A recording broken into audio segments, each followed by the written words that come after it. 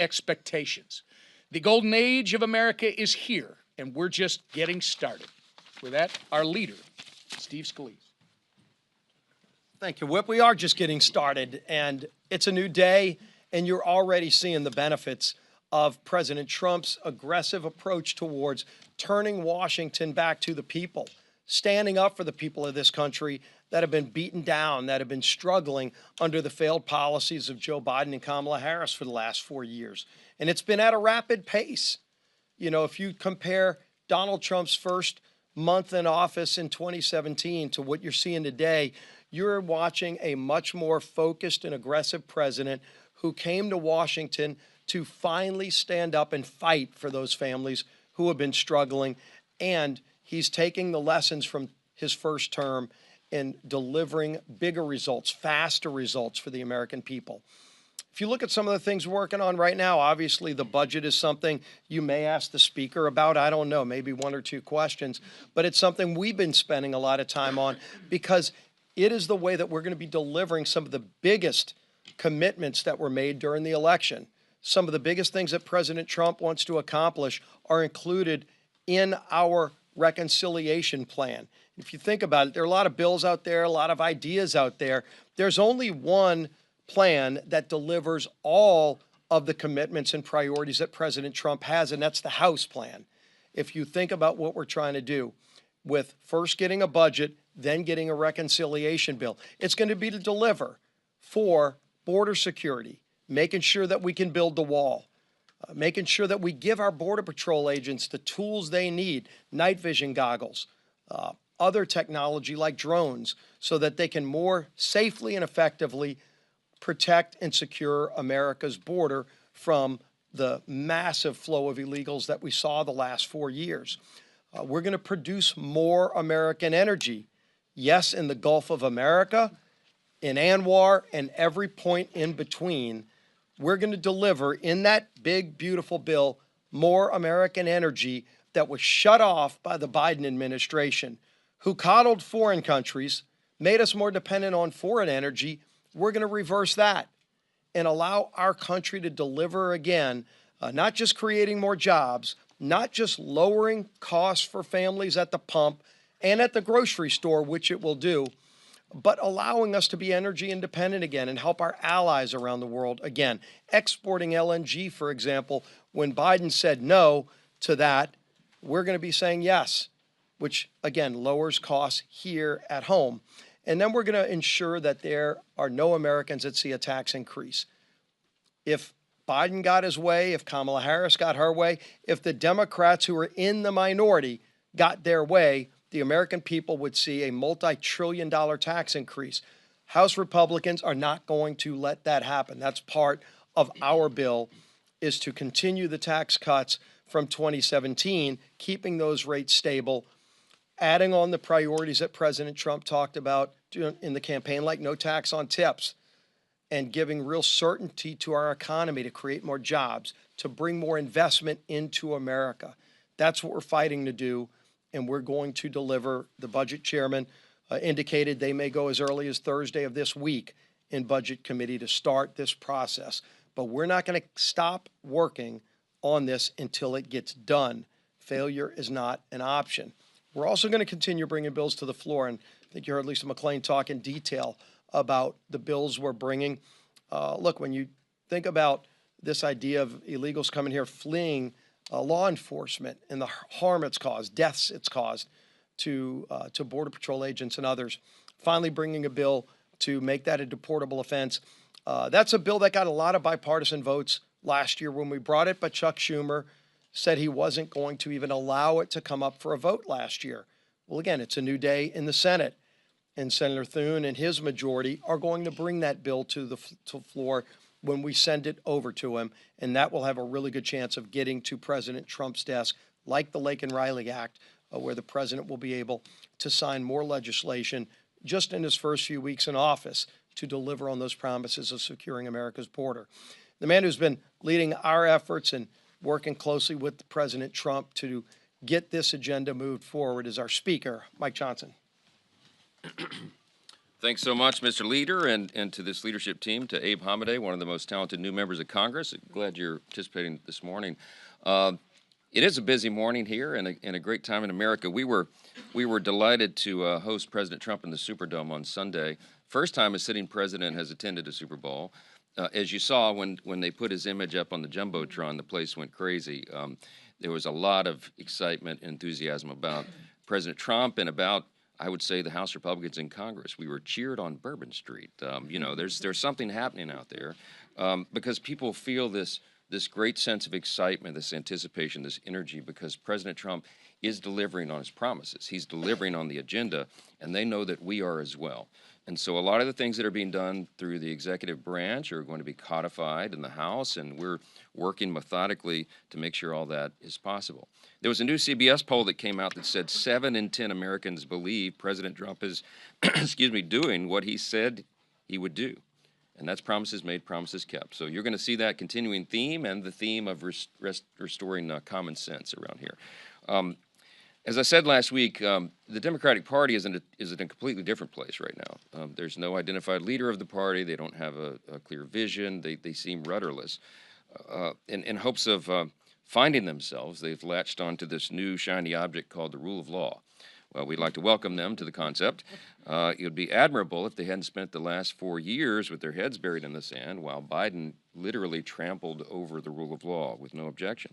In fact, many Democrats cheered that lawlessness, like when the Biden administration unconstitutionally forced the middle class to pay the student loans of doctors and lawyers, when they illegally mandated that private companies implement vaccine requirements, when they radically rewrote Title IX to undermine women's rights.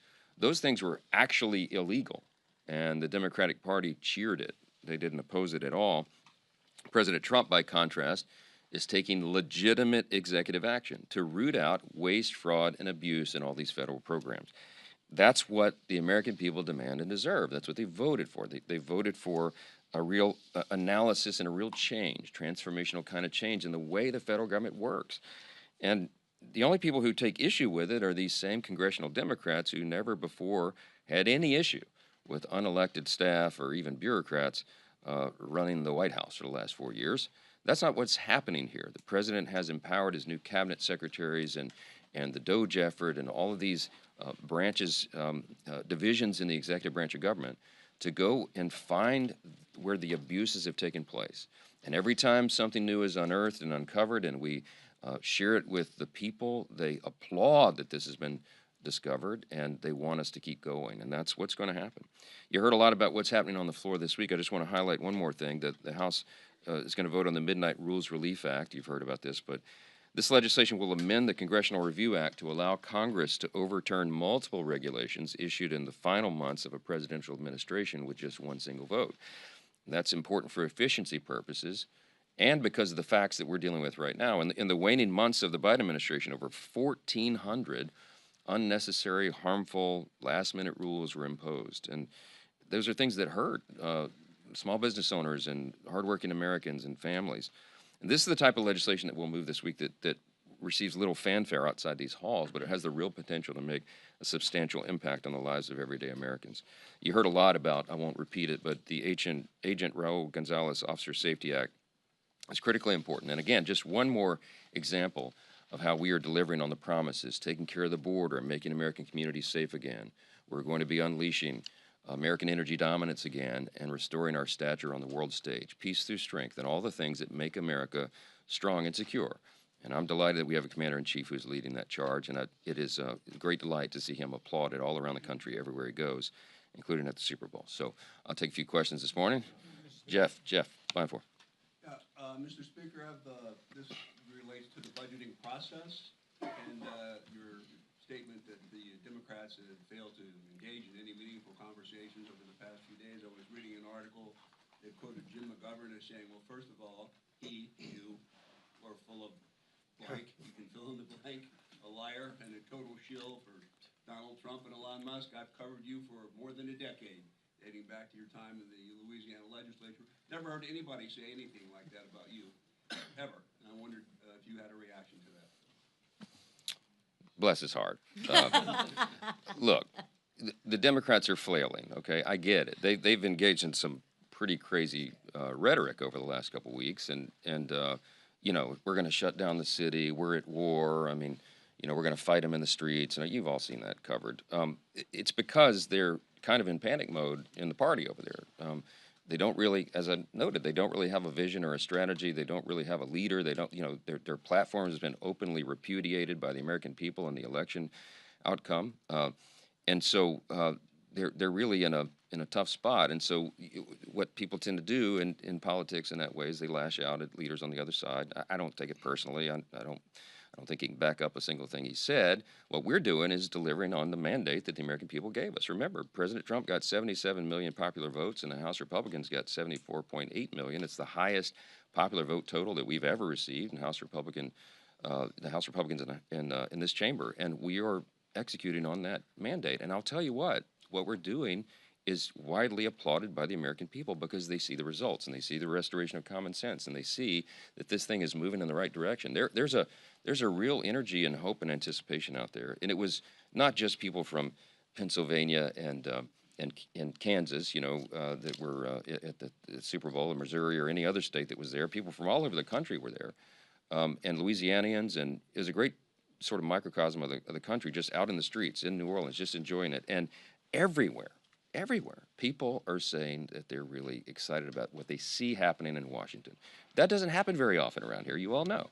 And so we're a part of that. We're excited about it. And when you're making big change, it ruffles some feathers. But this is positive change, good change for the country, and we're excited to be a part of it. So, yeah.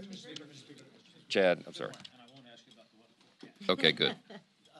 You talked about codifying some of these things that they're doing in the administration. Will we see some of that codification in the CR or spending round in mid-March, and/or will we see that come the fall round? Well, the reconciliation process is where you're going to see the lion's share of that, and it is by design. I mean, everybody knows how it works. The reconciliation process is effectively a partisan a mechanism. It shouldn't be. I mean, what we're going to be doing are things that are great for every American, and we would hope that some Democrats come along with us on it. I hope they will.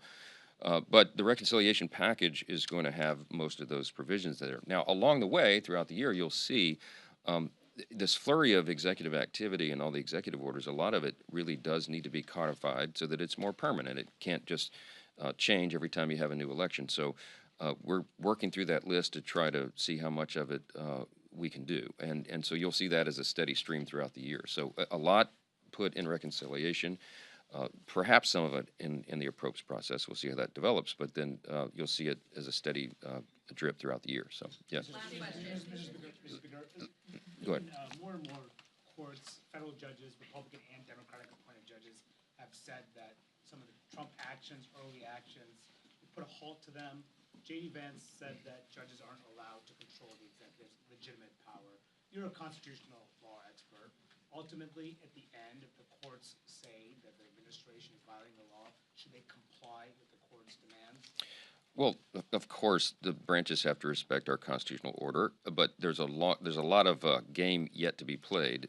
Those will be appealed. We've got to go through the whole process, and we'll get to the final analysis. In the interim, I will say I agree wholeheartedly with Vice President J.D. Vance, my friend, because he's right. What they're doing in the executive branch, I've been asked so many times, aren't you uncomfortable with this? No, I'm not, because when Congress, for example, appropriates dollars for the executive branch to use, we build in, not only in the spirit of the law, but in the letter of the law, a broad amount of discretion for how that is used. There is a presupposition in America that the commander-in-chief is going to be a good steward of taxpayer dollars, that the commander-in-chief, the president of the United States, is going to command those within his branch of government to do the right thing by the people, to be accountable, to not fund drag shows in Middle Eastern countries or South America, to not waste our taxpayer dollars. And that's what has been uncovered. And that's why we and the people are applauding what's happening right now in the new administration, because they've taken that seriously.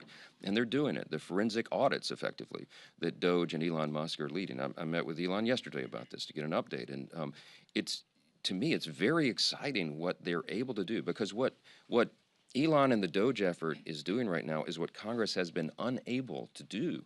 in recent years because the agencies have hidden some of this from us. You know, there's a lot of oversight activity that goes on around here all the time, you all know, but when duly elected representatives of the people request information to find all of these abuses and it's not turned over to us, what it takes is an actual audit of the systems and the files themselves that are often hidden from Congress. That's what you're seeing right now. And that's why this is so exciting. They're uncovering things that we have known intuitively have been there, but we couldn't prove it. Now the proof is being provided, and no one can argue the counter to that. So stay tuned. There's a lot more to come. And I think the courts should take a step back and allow these processes to play out. What we're doing is good and right for the American people. What DOJ is doing is making sure that your taxpayer dollars, all of us, are spent in the way that they're intended to be spent, and that they're in America's interest, and they're financially responsible with the precious taxpayers' money. We have a $36 trillion federal debt, and we have got to get a hold of these things. You're going to see it reflected in the reconciliation package that comes forward. You're going to see it reflected in appropriations as we go forward, and you're going to see it in these efforts to cut the waste, fraud, and abuse. And we think the final number on that is going to be substantial and a game changer in Washington and for the country. So we'll have a lot more questions and answers, I know, as the week goes forward. But I'll just tell you. Can you guarantee that under any proposal, Medicaid would not be on the chopping block? No, look, Medicaid has never been on the chopping block. What we're talking about is finding it's non-benefit related reforms to the program, right? Medicaid is infamous for fraud, waste, and abuse. I mean, by some estimates, large percentages of the dollars that are allocated there are wasted and stolen. And so we do right to go into those programs and find that and show the people what's happened and make sure it doesn't happen again. And if you eliminate fraud, waste, and abuse in Medicaid, you've got a huge amount of money that you can spend on real priorities for the country.